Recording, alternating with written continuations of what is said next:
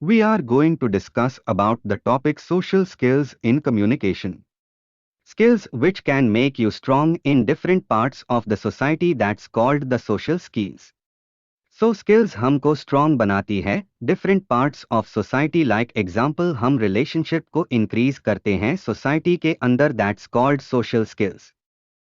Social skills are the skills we use to communicate conversation and interact with each other, to gesture and body language verbally and non-verbally. Then social skills हम used करते हैं communicate and interact करने के लिए, और gesture and body language का भी used करते हैं verbally and non-verbally.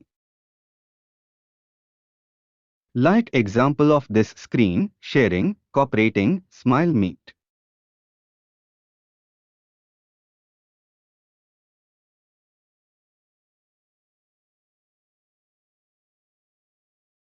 Advantages of social skills.